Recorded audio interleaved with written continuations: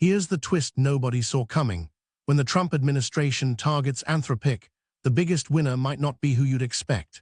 It's not the safety-first AI advocates getting a victory lap.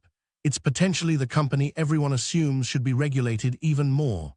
We're talking about seismic changes in the competitive AI landscape that'll reshape what gets built, who profits, and who controls the AI safety conversation for the next 5 years. This story connects 3 critical pieces: geopolitics and who owns advanced AI technology, antitrust skepticism from an administration taking a fundamentally different view of big tech, and the fact that Anthropic's entire business model is built on being the careful, safety-first alternative to everyone else.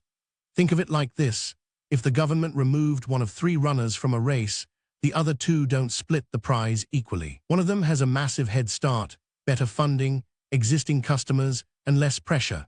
Once you understand what's actually at stake, you'll see why some of Anthropic's competitors are probably celebrating behind closed doors. And the regulatory irony? Absolutely jaw-dropping. So what are the actual moves being discussed? What makes Anthropic uniquely exposed to federal pressure? And who's best positioned to scoop up their market share if they lose ground? That's what we are breaking down today. And here's where it gets interesting. Let's rewind to understand why the Trump administration would even have Anthropic in its crosshairs in the first place. Anthropic's whole identity, and Claude is their flagship product, is built on safety guardrails, careful governance, and responsible AI development. That's genuinely their brand and their competitive moat. But here's the core tension. A Trump administration skeptical of federal regulation and big government oversight doesn't see safety guardrails as a selling point. They see unnecessary friction limiting innovation and United States' competitive advantage in AI. It's a philosophical disagreement about who should control AI development and how fast it should happen. Anthropic raised most of its funding from Google, institutional investors, and venture capital. But if the new administration views large AI models as strategic national assets that need to be controlled in a specific way, less restrictive, faster to market, fewer safeguards, then Anthropic becomes the awkward company that won't align with that vision. Then there's the practical leverage point. The federal government controls H-1B talent visas, export licenses for advanced chips, lucrative government contracts, and regulatory approval for sensitive applications. A strategic crackdown might include restricted access to advanced chip exports, tighter scrutiny on their hiring of foreign researchers, exclusion from government contracts, or sustained public pressure on their major investors. It's not paranoia, it's a systematic disagreement on how AI should be built. Anthropic wants careful and safety first. The administration wants fast, competitive, and American-dominated. And that collision is already reshaping the landscape. So what does a federal crackdown actually look like when you're not talking about breaking up a company? The Trump administration has several levers that don't require Congress or a lengthy court battle. First, chip export controls. Anthropic needs advanced GPS to train Claude. If the United States restricts certain high-end chips, say, limiting exports to companies deemed insufficiently pro-American in their AI philosophy, Anthropic's training pipeline gets throttled. They can't buy the latest NVIDIA or AMD chips without jumping through bureaucratic approval processes. That's an immediate 6 to 12-month delay in model updates while competitors keep shipping. Second, visa restrictions. Anthropic's team includes world-class researchers from Canada, Europe, the United Kingdom, and elsewhere. Stricter visa policies, faster deportations, or threats against companies hiring foreign talent that cripples their ability to recruit and retain the best minds. OpenAI, by contrast, is headquartered in the same ecosystem and has deeper roots in American talent networks. Third, government contract exclusion. Federal agencies, the military, and national labs spend billions on AI services every year. If Anthropic is quietly blacklisted from government work, that's hundreds of millions in revenue gone. Fourth, investor pressure. If the administration publicly signals disapproval, venture capital gets nervous.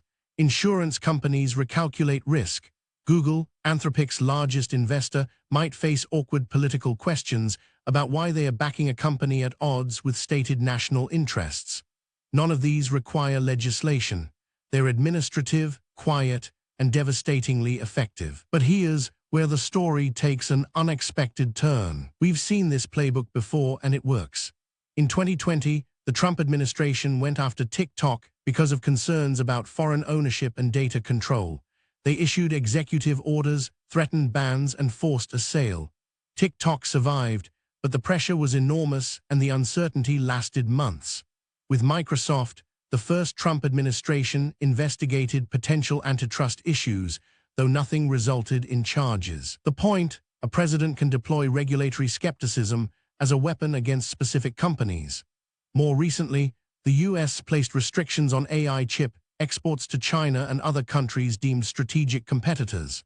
That same apparatus can be redirected internally.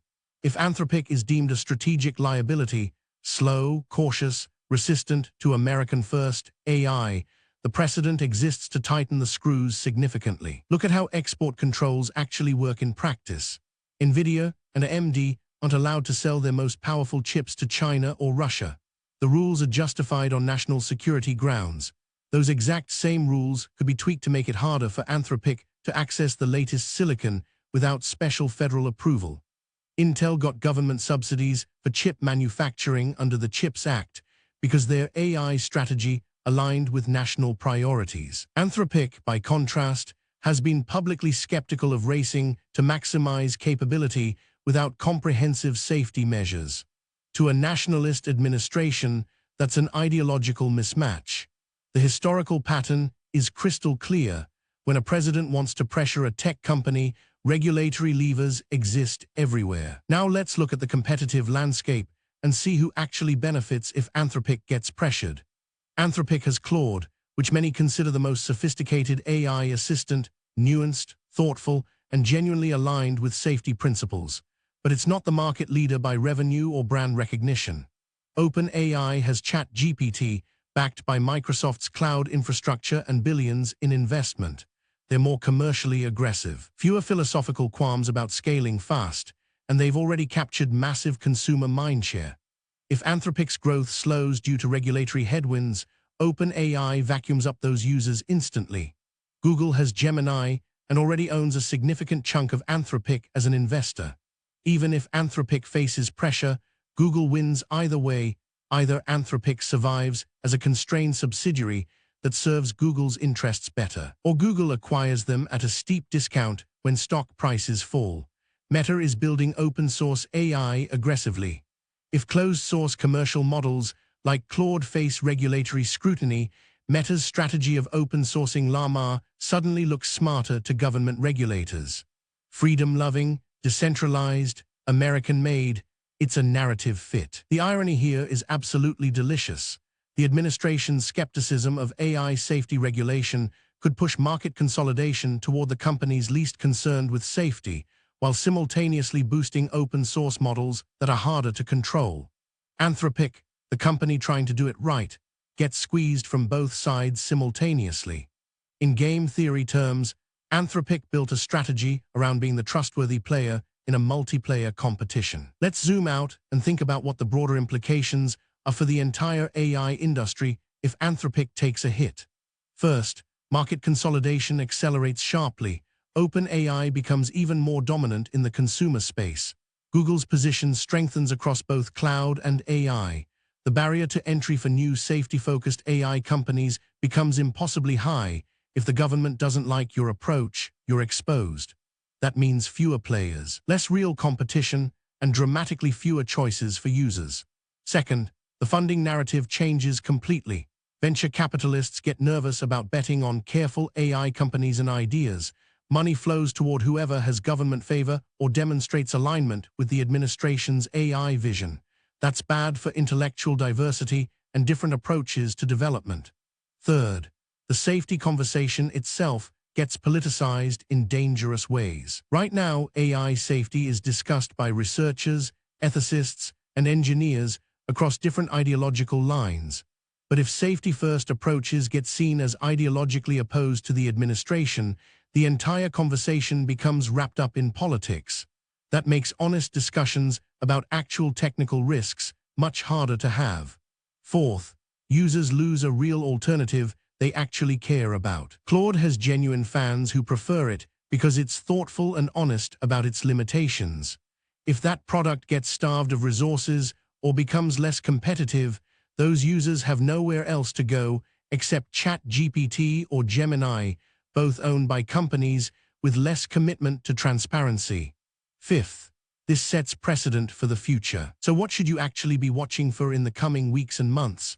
How do you know if a crackdown is really happening before it becomes headlines? First, watch Anthropic's hiring announcements closely. If they suddenly slow their recruitment of foreign researchers or announce unexpected layoffs, that's a major red flag. That's often the very first sign of external constraint and budget pressure. Second, monitor their funding announcements carefully.